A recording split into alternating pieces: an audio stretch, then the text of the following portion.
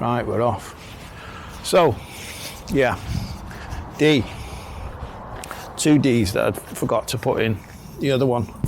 D is for one of the main presenting features of alcoholism is denial. Not to be confused, as it often is, with lying. Denial is an unconscious act. We do it and we don't even know that we're doing it. There was I got Mickey Bush over for a convention a few years ago, and he uses acronyms for everything. And he said denial, didn't even know I was lying, or don't even know I was lying. Obviously there's a spelling mistake in there, sort of, because no is a K, it should be dekial. But anyway, yeah, denial is one of the main presenting features, and it's manifested in different ways to different people. Some people can be they can transference is one of a form of denial, where they transfer blame or whatever to someone else, or they may compare themselves to a tramp, let's say, some real horrendous rock bottom case who they consider is a real alcoholic, and I've seen it so many times. If I get as bad as that, I'll stop drinking. And unfortunately, no one really gets as bad as that, or rarely gets as bad as that, with the exception of a few people like myself. Maybe Sean McDermott, if he's watching, SAS Sean.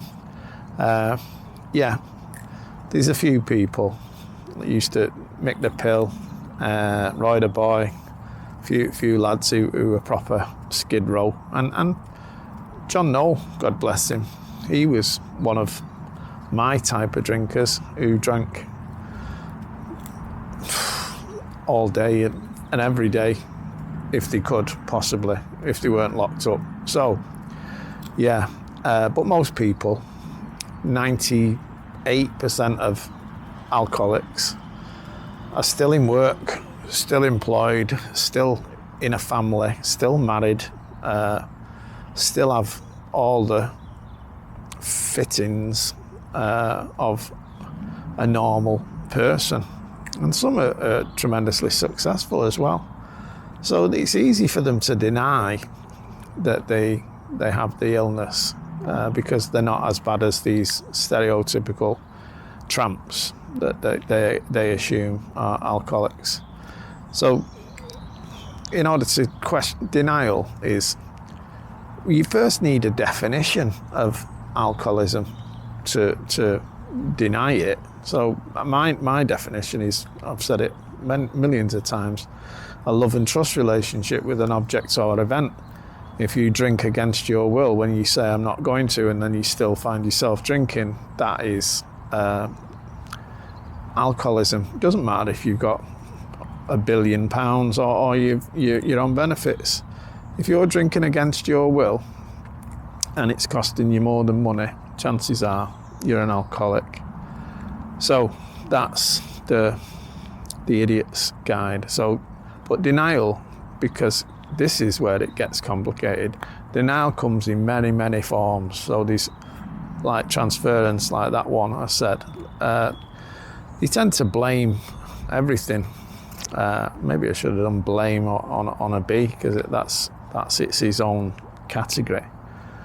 But that transference of responsibility, there's different types. There's passive transference, there's aggressive transference, and passive transference is quite often what people get in treatment centres, and sometimes they get it in the fellowship, you know. So the alky will say, you're the counsellor, you're supposed to be able to sort my head out, sort it out, you know. They won't tell them anything about themselves, they won't discuss the problem or anything like that, but they'll be passively aggressive and they'll say, you sort it out. Others, I've had it many, many times where people have got me to be the sponsor or take them through the steps. But really, they didn't want to stop drinking.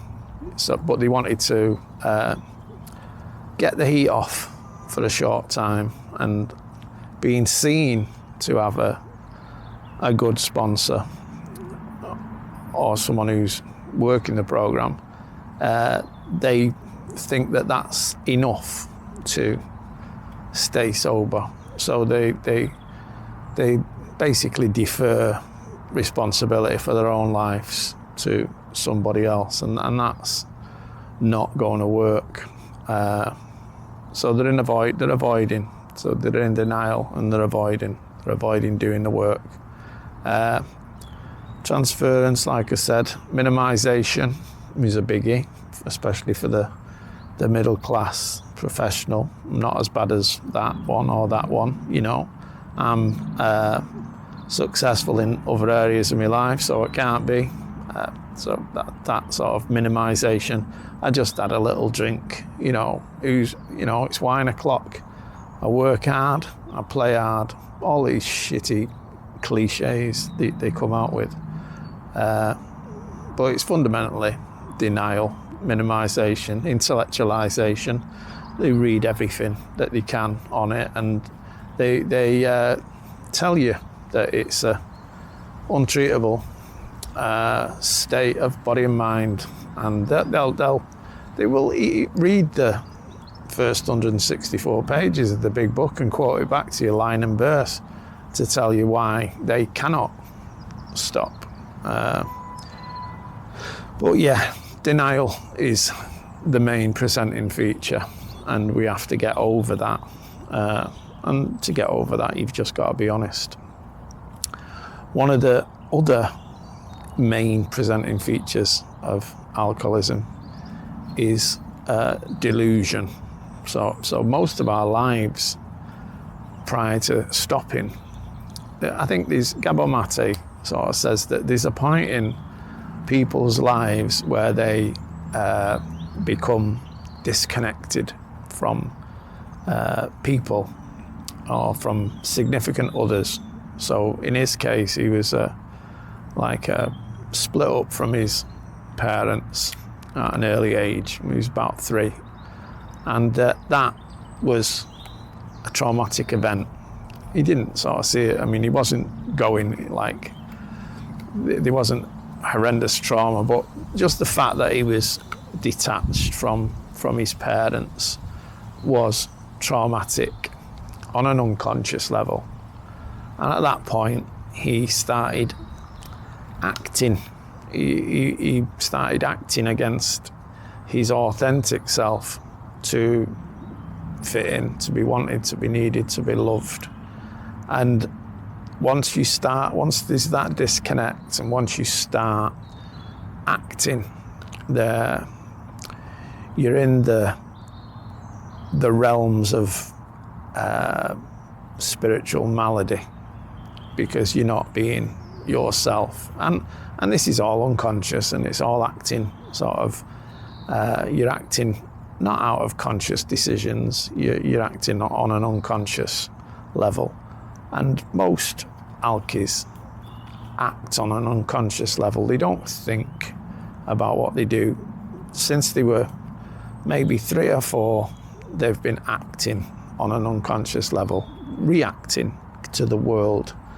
They're like a knee-jerk reaction to the world. So when they actually come to do the steps, often in the 40s, they've never really been used to thinking through what they do, why they do it. So it's a new thing for them. But they delude themselves that they're in control, that they're doing stuff, and that they can control stuff. They may be successful in business, they may be successful in a lot of areas of their life, but that helps them with the delusion that they are able to manage alcoholism, which they can't, in the same way as you can't manage cancer or any other terminal illness by willpower. It's just not doable. We are physically different to our fellows, and no amount of thinking or management will do it. So yeah, we have to start doing the program. And the biggest part of doing the program is getting out of self and working with others. But yeah, denial, delusion. I thought I wasn't in denial because I was a public, conspicuous drinker. I was very conspicuous. In fact, I was notorious, the notorious JON.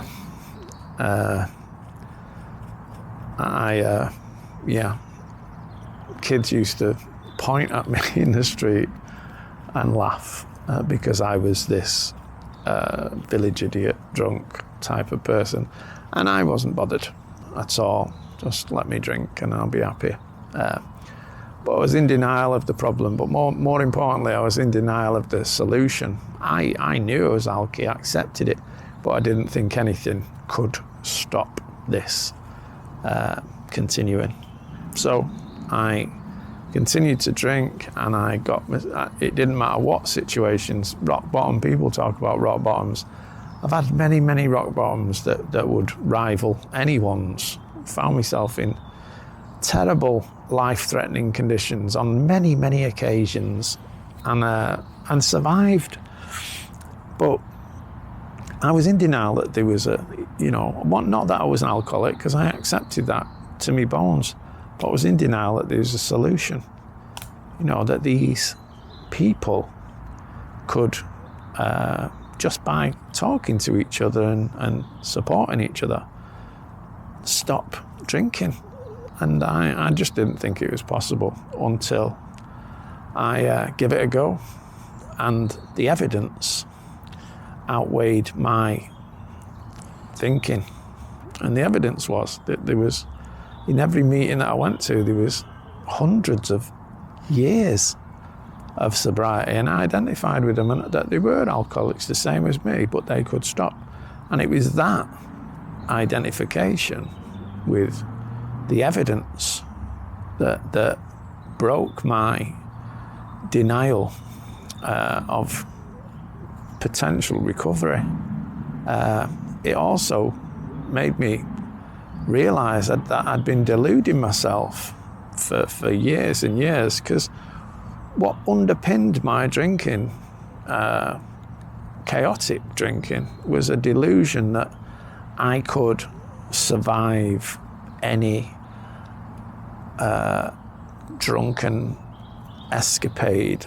I could survive it without a blink, so I could get thrown under a bus, which I did, and squashed by a bus, and the bus went over me, and I had a big scar that, like a tire mark, a double radial across my back, and the weight of the bus broke my skin, and it was in the shape of a double tire, and it went just right across my back.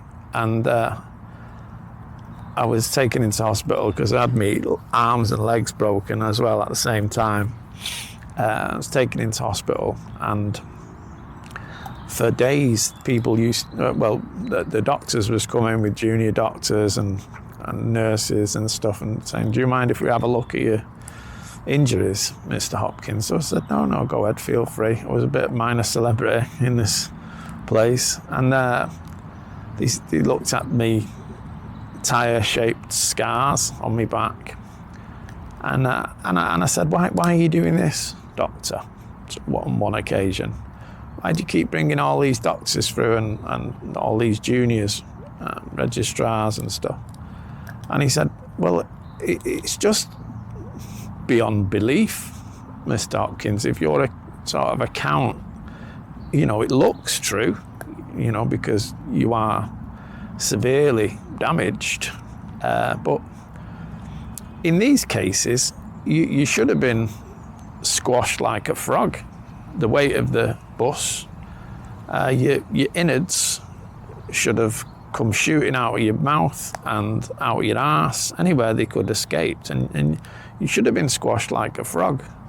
But other than the sort of scars of the tire marks on your back and obviously your broken bones, you appear unharmed, and I thought, well, that's because I'm indestructible.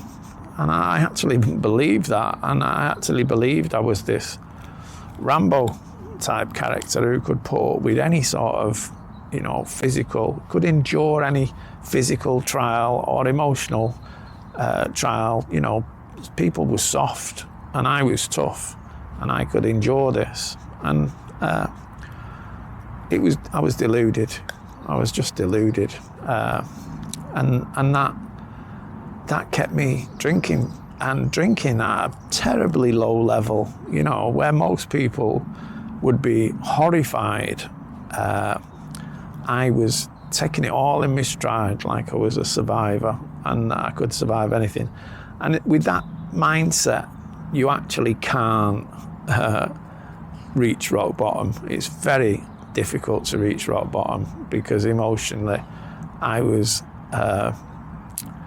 deluded that I was some bigger superhuman type character, which I wasn't. But that was part of my delusion and part of my denial. So D, yeah, 2 big D's there, denial and delusion. I'll add them to the list, and the dogs are part of the list. Get a dog. Wait until what they used to say, it's an American film, but they used to say, if you're under 12 months when you're leaving rehab, get yourself a plant. And if it doesn't die within 12 months, get yourself a dog. And if that doesn't die in 12 months, then enter into a relationship, because before then you're too immature to do anything. But if you can look after a dog for 12 months, then it's time for you to start dating. So I think that's probably right. But so here's my D's. I've done a few. I'm going to do a few more E's and F's sort of over weekend. But we're getting through this, aren't we? And I'll turn it off now, and I'll see you tomorrow.